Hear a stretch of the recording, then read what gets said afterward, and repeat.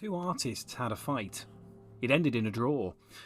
Hello everybody and welcome to this video, and today I wanted to talk about a movie that is super duper important to me. In fact, I would probably say it's at least in the top 5 most important films of my entire life. This is one of them. So the film itself is, I'm going to go straight into it. The film itself is Day of the Dead. And a little bit of Windy Pops there. Welcome to the channel. And I really wanted to talk about the movie because I think it's one of those kind of films that gets talked about, but it only really gets spoken about on face value. And I think there's a lot more to the depth of this film than meets the eye. And I really wanted to look at the movie, talk about it a little bit, and explain why it is such an important film. So first of all, we've got to understand that Day of the Dead is the third part of the trilogy for the Dead trilogy, which is George A. Romero's trilogy of Night of the Living Dead, Dawn of the Dead, and then Day of the Dead in 1985. Also, we need to understand that this was not the original script. The original script was a much more ambitious affair. You can find it online. You can read it. I have. I didn't like it. I prefer this to the original idea he had, but they said it would have been the Ben-Hur of zombie films. It would have been so epic and insane in scale, but the original kind of had a concept of zombies on our side against normal zombies. It was a strange concept. I really didn't like the premise. I prefer this one, and I really wanted to explain why. So I think in order to understand it, I wanted to kind of analyse a few scenes in the film, and I'll show them, you know, and I'll do some moving videos this time. And yeah, we'll take it from there. So we open up with Sarah. Laurie Cardile is the actress's name, and she's sort of sat there. Now, the first focus we see, and this is what makes George A. Romero so good, is it focuses on a wall with a calendar. And it's October, so there's a pumpkin patch of the picture. And the first thing we notice is just how small the calendar. The wall is completely blank, but there is this tiny little calendar in the middle, and that shows the passage of time, which is something that a lot of films do. They'll do it in different ways. This one shows it as completely insignificant. It doesn't matter. The time that has gone past now is unfathomable.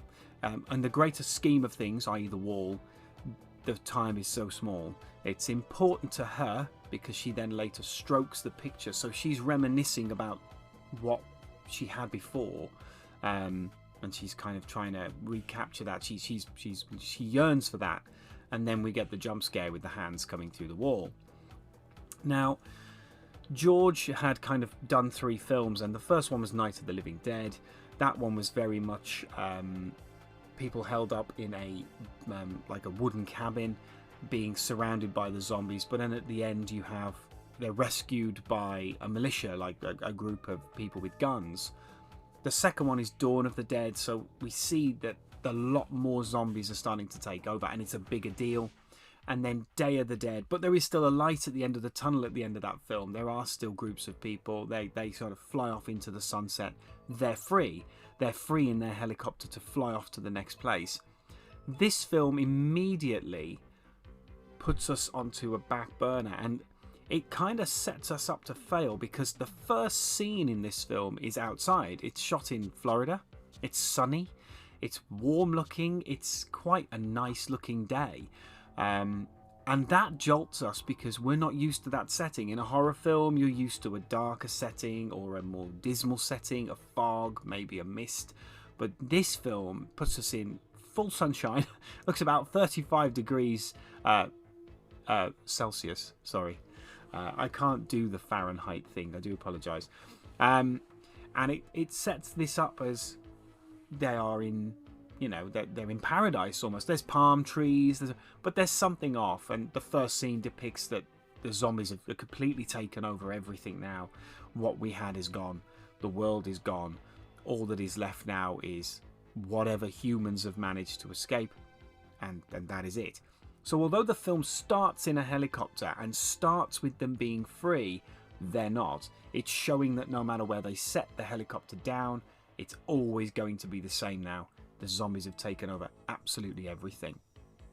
Within a few scenes, we are then at the military or the underground research plant. It's never described of exactly what this is. It's an abandoned missile silo. They don't really explain it too much. I think it's an abandoned missile silo due to what happens at the end of the film.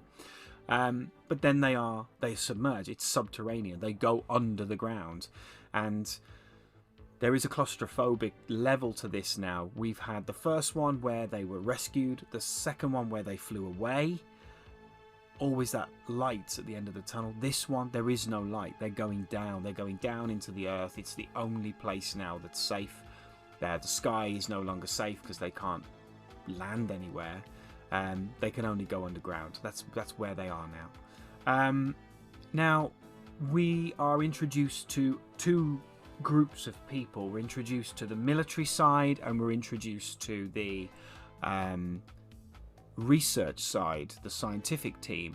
They're two completely separate teams. There is also what we would probably call a civilian team, which is John the pilot, and there is I can't remember if there's anyone else in it. Oh, the radio guy. Yeah, so those two are kind of, they are Billy. This is a Billy boy. Those two are the civilian team, and their job is purely communications and travel, which is becoming quite a strain, which they later describe in a scene. But we see a struggle with both. We see the struggle with the military team because, as a military operative, the idea is that you are going to finish something. A campaign will end. If they reckon that some of the worst moments when soldiers are hit with post-traumatic stress is when, we have wars of attrition, where literally these soldiers are completely and utterly stuck in just an endless cycle of war and violence. They just can't get out. It's a stalemate moment. Attrition is not something that soldiers feed off. They feed off progression and tasks and getting things done, and then they can see the end. Like anybody, that's what humans are like.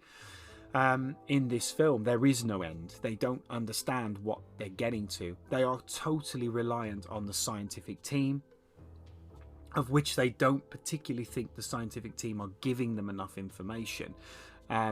Mix that in with a rather despotical, cowardly bastard of a person who runs the military team, and now we've got this huge divide between the two teams, because now the military team is almost cooping on the scientific team. So the film is although it is a zombie film, it deals a lot more with the human nature of things. It deals more with this group and how they play off each other, as opposed to them battling the zombies. And it shows that in a zombie world, once we'd established a setting away from that danger, that doesn't mean the dangers would stop. What guidelines are placed in our society to keep us safe, to stop us from killing each other, to stop us from mugging each other or raping each other, all those things that we don't do because society has placed that in place, is gone. All we have is a bunch of guys with guns who are getting very, very sick to death of being there. And we don't quite know the passage of time. We're not too sure. The calendar shows us that it's at least almost a month. So, but it from the dilapidation of the town that they're in, we can clearly see it's been a lot longer. They have been down there possibly even years. We just don't know. They're not spoiling for food. They're not spoiling for water. They have enough provisions. That isn't the issue. The issue for them is purely just they're lost. They are just mentally, it's breaking them down. So there's a lot of scenes that really show this. Rhodes is the particularly nasty military leader, and he immediately imposes his authority that he is dangerous and he will kill anyone to save himself, probably including his own men. He has some loyalty to his own men, but I think, as we notice later on in the film, faced with that choice, he will throw them under the bus immediately. And so we see scenes of this. He threatens to shoot Sarah when she won't sit down when he's trying to finish his meeting. That's something that is blatant. But he doesn't shoot her. He gets one of his men to shoot her. And that, again, is a psychological thing. He is encapsulating his authority on his men. He's telling them, you will do this, or I will do this to you. And he's playing on that last remnants of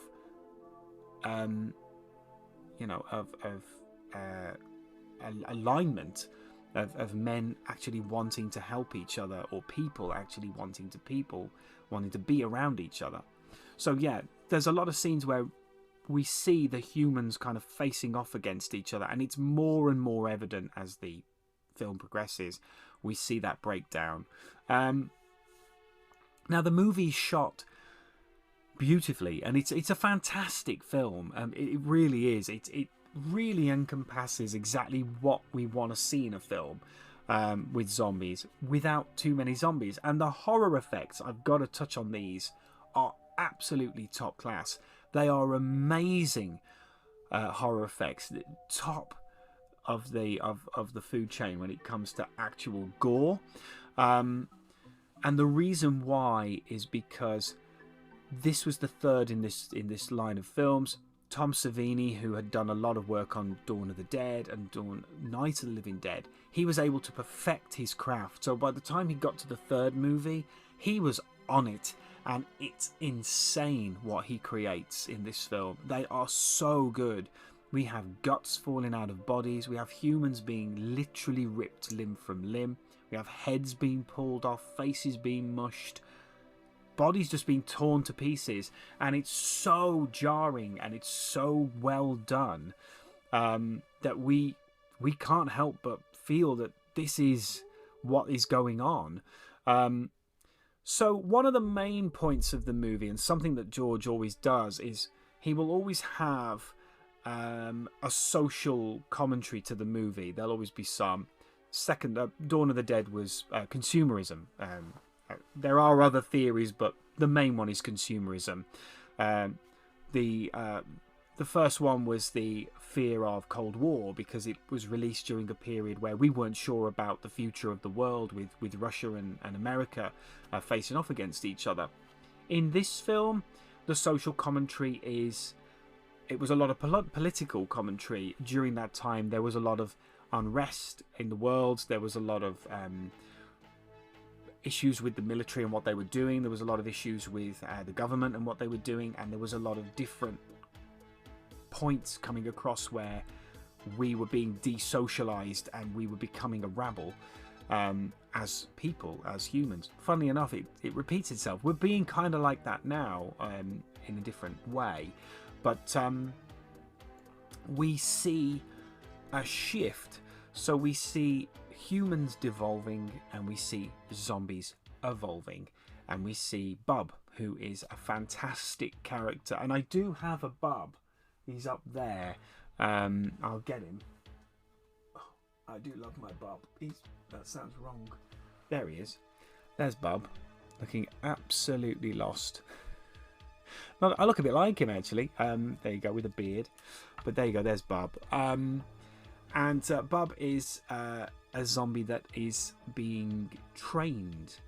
So this is where the original script plays into this film. This is the only bit of the original script that kind of comes from, other than a few of the names. Sarah, Rhodes is one, Dr. Frankenstein or Logan is another one that comes up. So Bub is used as a guinea pig for what they think is working on domesticating these creatures, rather than looking at the neurological, rather than looking at actually tapping into the brain. What he's trying to do is change these zombies, so he sees them as unsolicited, unkempt, brainless children that haven't been domesticated. And it's the same as when we have a child in today's age. The child knows how to eat, knows how to drink, knows probably how to walk eventually, and will know how to see and hear and the basic functions. What it doesn't understand is social norms. We have to teach them morals and ethics and the correct way of being.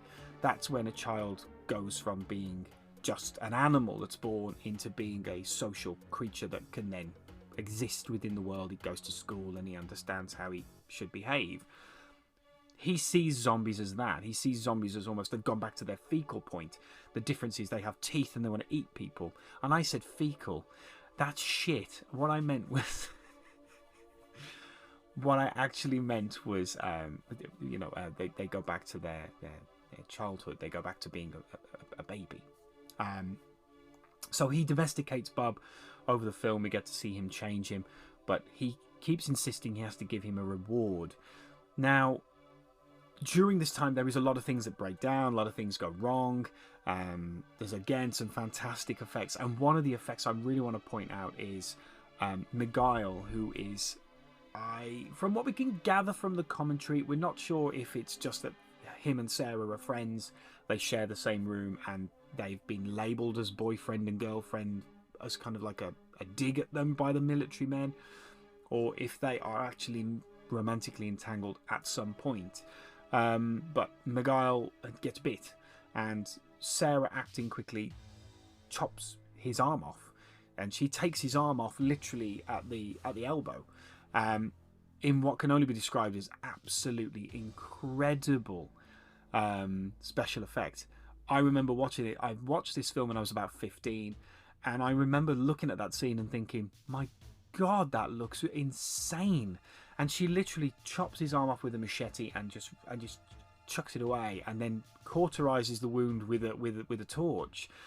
And it's such a visceral scene, and it happens, but it's that idea of she's thinking on her feet, and that's when you start to see her kind of break down. And the main character is strong, and he always has a strong female character in every one of his films, but Sarah in particular is probably the strongest. She really does feel like she's keeping the group together, but we do see her kind of fail slightly in places. She's having the night terrors with the hands coming through the wall. She freaks out a little bit when she has to take the guy's arm off. She's struggling with the weight of what's going on, and I think burying herself in her scientific work helps her to come to terms with what's happening. So all this takes place, all this is happening, and it's all good. Well, it's all bad.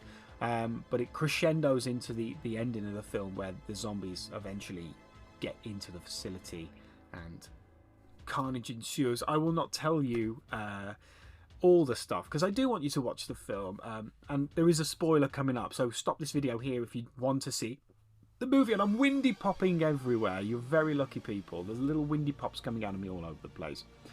The last scene is the best death has to go to the man himself, and that is Rhodes. And Rhodes is played by Joe Pilato. He is amazing in this film. It's such a shame that he never really was in a lot of really, really big stuff, because he plays such a good antagonist in this. He's such a dickhead. He's a coward. He's violent. He's completely unfaltering. He's rude. He has absolutely no interest in anyone else but himself. He's perfect as the main bad guy. And when he starts his revenge, you can kind of see where he's coming from in a little bit. Yeah, and it's what he discovers is happening to his men. You get it. You're like, actually, that is a dick move. You guys deserve to get your asses kicked for that. That's wrong. Yeah, so the best death does go to him. There's an altercation with him and Bub, and I won't go into too much detail, but he ends up in quite a nasty situation with a rather large number of zombies. But yes, Day of the Dead is, in my opinion, the best zombie film ever made. In my opinion, it is absolutely perfect. Don't take my word for it. Please watch the film yourself. George A. Romero is unfortunately gone now. We lost him a few years back, but his work is still absolutely incredible. And this is a film that I must confess I still watch to this day. I have no problems putting it on and watching him, watching these movies. All of the Dead films are brilliant, but this for me is absolutely brilliant, because today's zombies, they run, they jump in, there's just gratuitous gore and violence all the time, and they never stop to set a scene. I think films today are terrified of standing still for a minute and letting us feed off the world. And one of the biggest things is being invested into the world. Did you ever play with a kid when you, not like that, when you were a kid and they wanted to play a game and they were like, oh, let's play, I don't know, let's play Ninja Turtles. And you go, okay, I'll play Ninja Turtles. Who are you going to be? I'll be Leonardo. Now, there was the one kid who'd play and he'd just go, right, play Ninja Turtles. And we just start doing Kung Fu. It's a thin air, right? That's a game where you get bored really quick. Or there was the kid that had a plot. The kid that had got an idea in his head that we're going to go and stop Shredder, or we're going to do this, and you would be invested. You're in that world with him because he's so enthusiastic about it, and he's allowing you to immerse yourself into a world he's created. That's what a lot of films need these days. They need that plot to be created, and Day of the Dead stands still. It's not scared to give you that 5 or 10 minutes to really soak up the world and absorb what's happening, and just take in some of the harsher moments that the film has to offer. And that is why Day of the Dead is one of my most favoritist films in the whole world. I'm not sure if it is my favoritist, but it is most definitely up there, up in the top 2 or 3. It's one I always put on. It's one I've watched countless times, and I'm hoping you'll do the same. But yeah, there you go. That is Day of the Dead for me, and I would give it a 9.5 out of 10. And the reason why I wouldn't give it a full 10 is because there are some moments that I watched it recently with someone who hadn't watched it, and I noticed that they'd struggled with it a little bit. So I felt when I was watching it again, I was kind of watching it with new eyes. I was trying to watch it as someone who, and I thought to myself, that's not explained. That's not being explained right now. What are they doing?